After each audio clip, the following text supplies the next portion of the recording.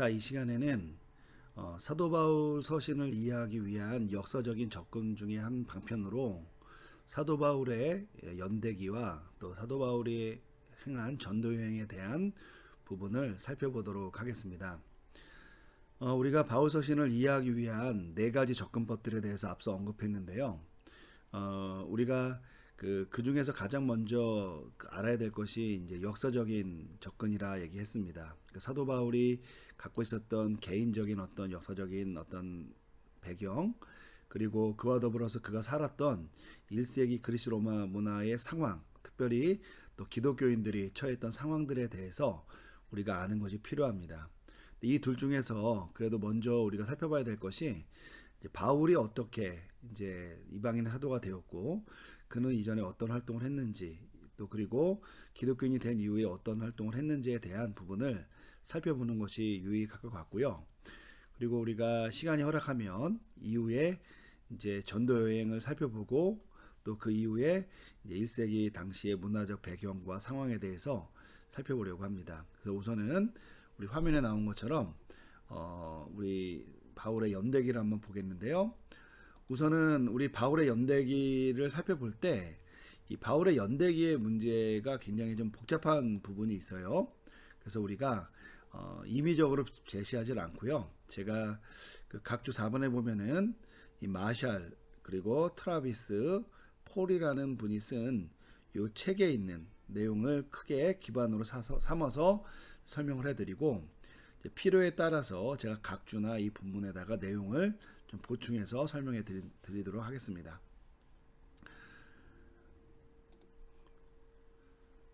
당연히 바울의 연대기를 따질 때에는 바울의 탄생부터 시작을 해서 그의 죽음까지 이르는 모든 시간을 따져봐야 되겠지만, 지금은 바울의 전기를 쓰는 것이 아니라 바울이 사도로서 또 어떤 역할을 감당했고, 특별히 사도 바울이 편지를 이제 작성했던 그것에 대해서 우리가 공부하는 것이기 때문에 사도 바울의 회심으로부터 우리가 그 내용을 한번 살펴보도록 하겠습니다.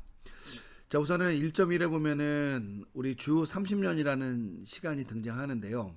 예수님의 죽음과 관련되어 있는 시간입니다. 그래서 예수님의 탄생이 우리가 알고 있는 그냥 1년으로 생각하게 되면은 주 33년이 되고, 또 우리가 주전 4년 정도에 예수님이 태어났다라고 본다면 예수님이 돌아가신 해가 주 30년이 됩니다. 실제로 예수님이 이 땅에 오셔서 33년간의 삶을 사셨다라는 것 자체는 변함이 없고, 단지 숫자 계산에 있어서의 문제가 있어서 이런 차이가 나는 거니까 이거는 크게 여러분이 신경 쓰지 않으셔도 되겠습니다. 자, 어쨌든 주 30년 어간에 어떤 일이 있었느냐, 그 전에 이제 간단하게 우선 바울이 어느 지역에서 태어났는지는 살펴봐야 되겠죠. 1번에 보면 바울은 수리아의 속주였고, 로마 총독이 다스리던 길리기아 다수에서 출생을 했습니다. 그래서 사도행전 21장 39절 상반절에 보면 바울이 말하는 부분인데요. 나는 유대인이라 소읍이 아닌 길리기아 다소시의 시민이니 해서 여기 다소라는 지역이 나오고요. 또 22장 3절 상반절에 보면 나는 유대인으로 길리기아 다소에서 났다 이렇게 언급을 합니다. 그리고 바울은 바리새파에 속한 독실한 유대인 가문에서 성장을 했는데요. 이 점이 빌립보서 3장 5절에 잘 등장합니다. 이 부분 한번 읽어보겠습니다. 나는 8일 만에 할례를 받고 이스라엘 족속이요 베냐민 지파요 히브리인 중에 히브리인이요 율법으로는 바리새인이요 라고 되어 있는데, 여러분 이 당시에 이제 8일 만에 할례를 받았다라는 이런 표현들이 오늘날에 보면, 우리가 유대인들이 생각해 보면 당연히 8일 만에 할례를 받는 거 아니냐라고 생각이 되겠지만, 바울이 살던 시대에 특별히 그 예루살렘 지역이 아니라 그 외 지역에 살던 사람들 중에 많은 사람들이 유대인이지만 어린아이들을 할례를 시키지 않는 그런 상태가 종종 있었어요. 왜 그랬냐면은 당시에 그 이방 지역에 살던 많은 유대인들이 자신의 자녀들이 그 헬라의 어떤 주요 어떤 문화, 그리스 로마 문화에 진출을 해서 그 세계에 진출을 해서 영향력을 발휘하기를 바랬던 것 같은데, 이제 이 아이들을 당시에 그 유대식 교육이 아니라 그리스 로마식 교육을 하기 위해서 짐나지움이라는 곳에 보냈어요. 그 짐나지움을 보내면은 이제 공부도 하고 함께 공동체를 이루어서 스포츠 같은 것도 하게 되는데, 그 스포츠를 할 당시에 나체로 남아들이 이렇게 옷을 입지 않고 나체로 이렇게 같이 스포츠를 했단 말이에요. 그런데 그 스포츠를 할 때 유대인들은 할례를 받았잖아요. 그러니까 그리스 로마 사람들은 할례를 받는 문화가 없었어요. 그러다 보니까 이 할례 때문에 이 사람들이 외정적으로 자신의 정체성이 드러나게 된 것이죠. 뭐냐면 사람들이 볼 때 저 사람은 유대인 출신이구나. 비록 로마 시민권자라 하더라도 혈통적으로 유대인이고 유대 관습을 따르는 사람이구나 라는 외형적인 구분점, 정체성이 드러나게 됐다는 것이죠. 여러분, 그런 정체성이 드러나니까 사실은 이제 그리스 로마 이 사회에서 메인 라인에 속해 있던 사람들이 아니니까 유대인들이 차별을 받게 됐습니다. 그러다 보니까 이제 그 부모들이 이런 어떤 문제들을 해소하기 위해서 이제 할례를 받았던 것을 이제 무효화하는, 취소하는 수술까지 행했다라는 것이 마카비서 같은데 보면은 등장하게 돼요. 그러니까 그게 이제 언제적 상황이냐면 주전 약 한 150년에서 200년 상한 어간에 있었던 일이거든요. 그러니까 사실 그런 문화가 이미 그 당시에 있었다는 건 뭐냐면 사도 바울이 살던 시대에 어떤 사도 바울 주변에서도 이 할례 문제를 그리스 로마의 사회에 진출하는 이 문제와 관련해서 하는 사람도 있고 하지 않는 사람도 있었다라는 것을 우리가 보게 되는 것이죠. 예를 들면 여러분, 디모데 있잖아요.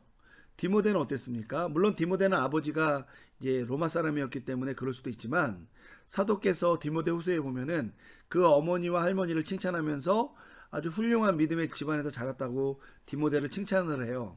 근데 여러분, 바울이 디모데를 자신의 사역의 동역자로 데려가기 전까지 그는 할례를 받지 않았다는 것이 성경에 등장합니다. 그래서 사도 바울이 2차 전도 여행 중에 디모데를 자신의 사역에 동참시키면서 가장 먼저 했던 일이 뭐냐면 바울에게 디모데에게 바울이 할례를 한 일이거든요. 여러분, 이거는 뭘 얘기하는 거냐면은 당시에 믿음이 좋은 가정에서 태어났고 칭찬을 받는 사람이더라도 상황과 여건에 따라서 할례를 받지 않던 그런 일들이 있었다라는 거예요. 그런데 바울은 뭐라고 얘기하냐면 자신은 8일 만에 할례를 받았다는 거예요. 어디서 태어났는데? 길리기아 다소, 소위 말하면 소읍이 아니라 길리기아 지역의 대도시고 수도의 역할을 했던 이 지역에 태어나서 그가 영향력 있는 어떤 집안에서 태어나서 활동을 했는데도 그는 8일 만에 할례를 받았다라는 거예요. 그 사도 바울이 자신이 바리새파에 속한 것뿐만 아니라 자신의 신앙의 정토성을 강조할 만한 근거가 사실은 있었다라는 거죠. 사실은 여러분, 이러한 것들 때문에 사도 바울이 갖고 있었던 이런 배경이 사실은 그리스도인이 되는 것에 있어서 굉장히 장애가 됐고 오히려 이제 그로 하여금 이제 교회를 핍박하게 되는 그런 위치에 가도록 만들었다라는 것입니다. 어쨌든 사도 바울의 이제 요 당시에 이제 아마 예수님의 어떤 동시대인으로서 살았을 텐데요. 이런 어떤 배경을 갖고 있었고요. 더 나아가서 바울은 히브리어와 아람어를 사용할 수 있었습니다. 그래서 사도행전 22장 2절에 보니까 그가 히브리 말로 이야기했다라고 얘기를 합니다. 뭐 당연히 헬라어는 구사할 수 있었죠. 여러분, 로마서부터 빌립보서, 빌레몬서까지 모두 다 헬라어로 기록되어 있잖아요. 그러니까 당연히 사도 바울은 헬라어는 구사할 수 있었고 더 나아가서 히브리 말로 말을 할 수 있을 정도까지의 언어를 이제 사용할 수 있었다는 것이죠. 자, 이런 관점에서 이제 우리가 바울의 어떤 배경을 좀 볼 수가 있겠고요. 특별히 이제 이름과 관련해서는 우리가 이제 바울이 이름을 바꾼 것에 대해서 우리가 흔히 일반적으로 개종과 많이 연관을 시키고 그가 큰 자였는데 작은 자가 되었다 이런 식으로 해석을 많이 하는데 뭐 저는 그렇게 설명하는 것이 뭐 크게 뭐 교회의 어떤 교리나 이런 것과 관련해서 뭐 충돌을 일으키지 않기 때문에 문제가 없다고 생각을 합니다. 그러나 사울이라는 이름 자체가 크다라는 뜻은 아니에요. 바울이라는 이름 자체도 뭐 그런 의미를 전달하기 위해서 바울이 바울이라는 이름을 쓴 것은 또 아니에요.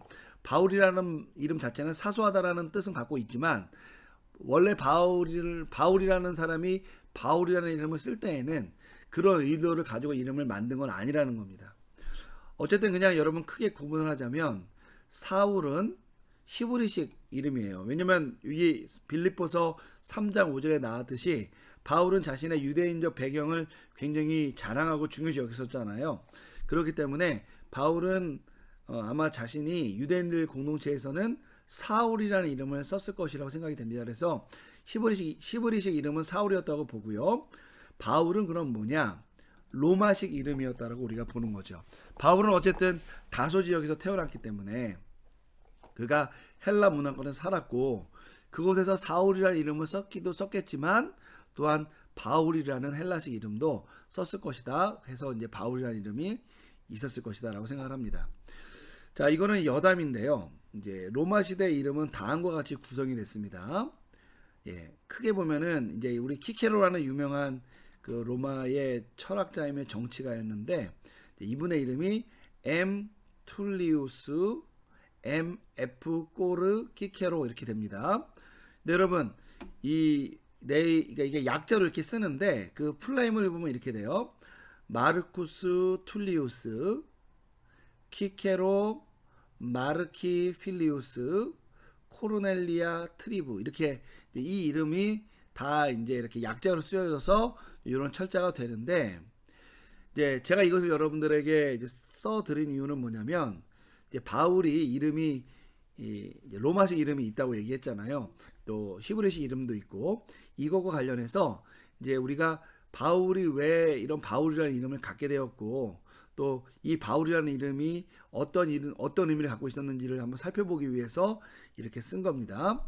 자, 어쨌든 로마 사람들의 이름은 크게 5가지의 어떤 그 이름으로 구성이 되어 있어요.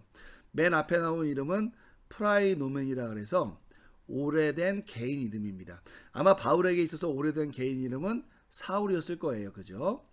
그리고 두 번째는 노멘 혹은 겐틸키움이라고 하는 이름인데 얘는 이제 가문의 이름입니다.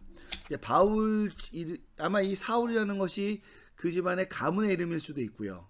아니면 오래된 개인의 이름일 수도 있는데 어쨌든 이 라틴 사람들은 로마 사람들은 가문의 이름을 썼고요. 요 툴리우스라는 이 가문에 이 키케로라는 사람이 속했던 겁니다.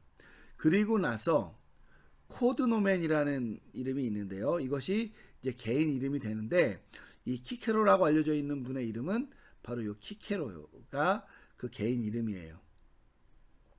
자, 그리고 나서 필리아티오라는 게 있는데요. 이거는 아버지의 이름을 붙이는 건데 이제 여기 보면 마르키 필리우스라고 돼서 이 필리우스라는 말은 아들이라는 뜻이어서 마르키 필리우스면 마르쿠스의 아들이에요. 그러니까 사실은 이 키케로의 자신의 이름도 마르쿠스고 아버지 이름도 마르쿠스죠. 여러분 외국에는 그런 경우가 많이 있잖아요. 그죠? 우리나라는 이렇게 쓰진 않습니다. 어쨌든 마르쿠스의 아들이라는 뜻이고요. 맨 마지막에 이제 5번째로는 트리부스가 붙게 되는데요. 이거는 로마의 투표 종족을 붙여요. 그래서 코르넬리아 트리부 그래서 코르넬리아 종족이라는 이제 이름을 갖게 되는 겁니다.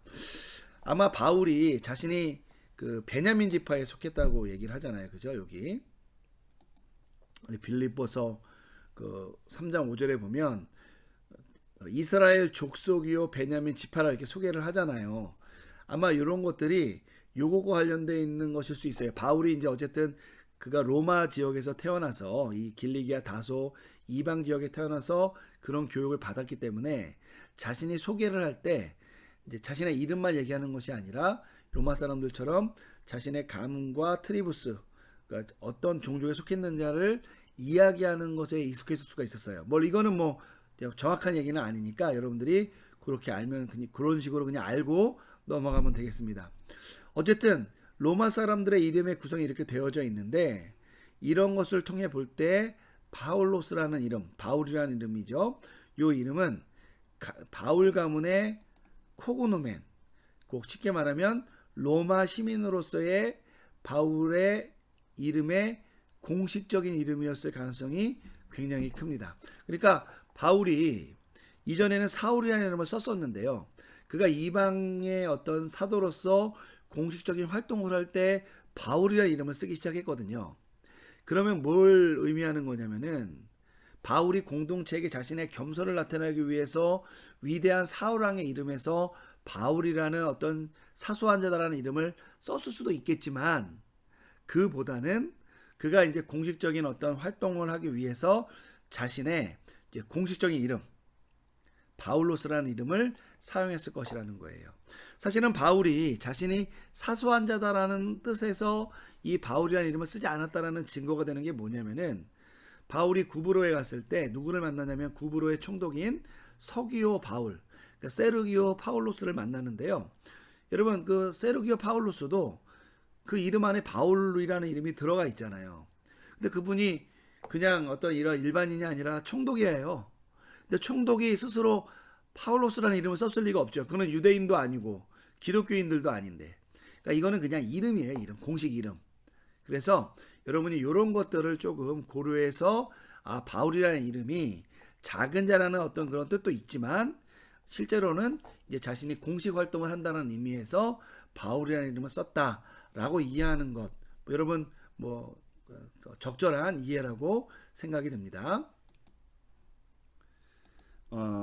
어떤 한편 이제 판우닉이라는 이 학자는 사도행전 22장 3절을 근거로 해서 바울의 어떤 그 생에 있어서의 어떤 그 일대기를 한번 이렇게 재구성했는데, 이 내용이 우리 앞서서 살펴봤던 그 내용들과 조화해서 한번 이해될 수 있는 부분이 있어서 한번 보도록 합니다.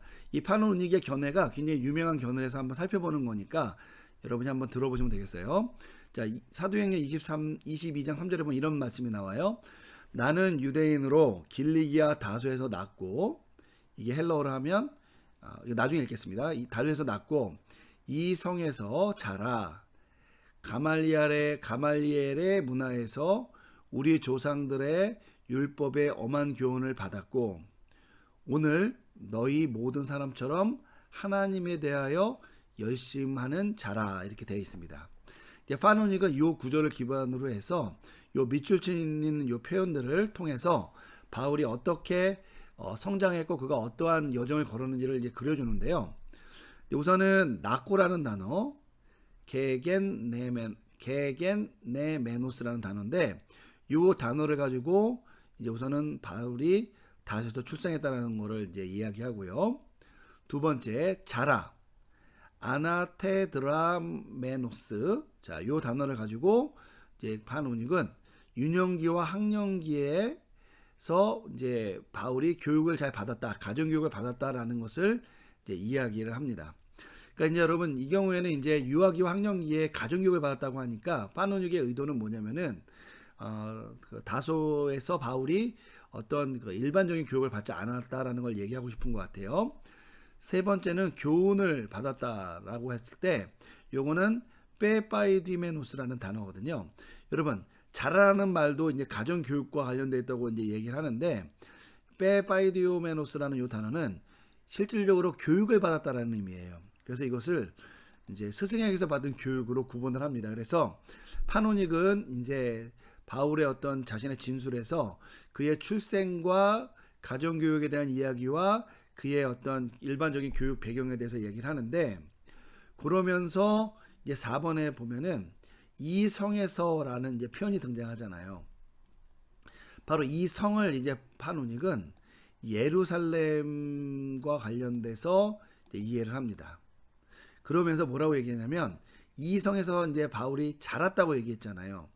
그러니까 이제 우리는 일반적으로 많은 사람은 어떻게 얘기하냐면, 바울이 어렸을 때는 다소에서 자라고 이제 조금 성장해서 예루살렘에 와서 가말리엘 문화에서 공부를 했다, 이렇게 이해를 하는데, 판우닉은 그게 아니라 여기서 말하는 이 성 자체가 예루살렘이니까 그가 자란 것도, 그러니까 소위 말하면 유년기와 학령기에 이르는 가정교육을 받았을 때 당시에도 이미 다소가 아니라 예루살렘에 있었다라는 거예요.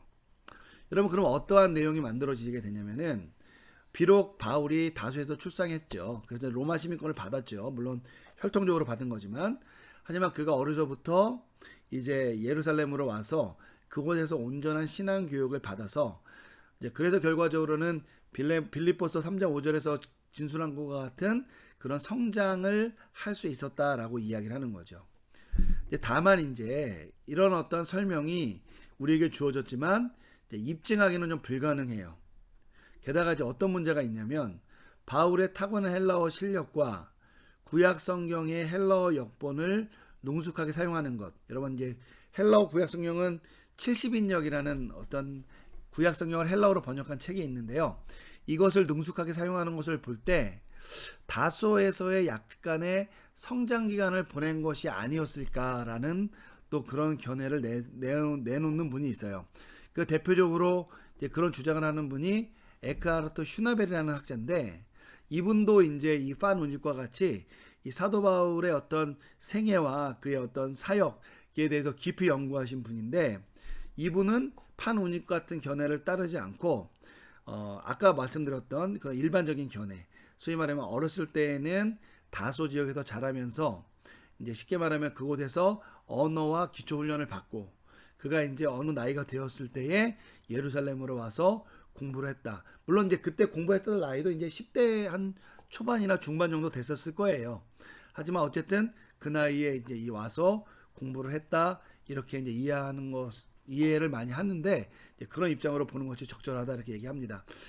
뭐 이것이 사실은 뭐 꼭 중요한 이슈냐, 뭐 아닐 수 있어요. 왜냐하면 우리가 지금 갖고 있는 성경은 이미 헬라어로 기록되어져 있고, 이미 사도 바울이 사역을 감당하고 시작했을 때에는 30세가 넘었던 시절이었기 때문에 뭐 이것이 그렇게 중요하지는 않은데, 우리가 배경적으로 이런 견해가 있다는 것을 알고 넘어가는 것, 뭐 그것만 한번 체크하고 넘어가겠습니다.